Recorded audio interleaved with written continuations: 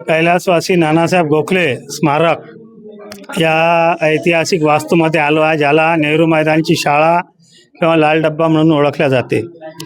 स्वातंत्र्यपूर्व काळापासून ही इमारत या ठिकाणी वास्तव्याला आहे. 1928 साली या इमारतीचे कामकाजाला सुरुवात झाली आहे, निर्माण होऊन पूर्ण झाली आहे.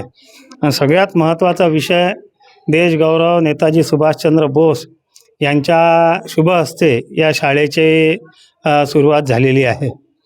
आज जवळपास महापालिका प्रशासनाच्या अक्षम्य दुर्लक्षामुळे आणि प्रशासकीय राजवटीच्या 4 वर्षामध्ये अत्यंत भीषण अशी अवस्था या शाळेची झाली आहे. या शाळेचा निवारा म्हणून या भागातील गोरगरीब लोक याचा निवास म्हणून वापर जरी करत असले तरी याच्यावर जो जाणीवपूर्वक दुर्लक्ष झालेलं आहे, त्यामुळे एका खंडरसारखी हिची अवस्था झालेली आहे.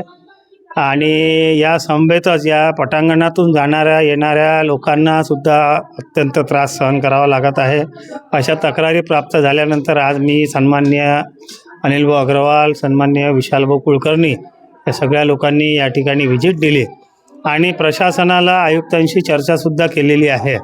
अशी आशा बाळगतो की प्रशासन आणि महापालिकेची बॉडी या सगळ्या गोष्टीवर लक्ष ठेवून या ऐतिहासिक वास्तूचं जतन आणि याचं सौंदर्य कसं खुलवता येईल या दृष्टिकोनातून प्रयत्न करतील. धन्यवाद.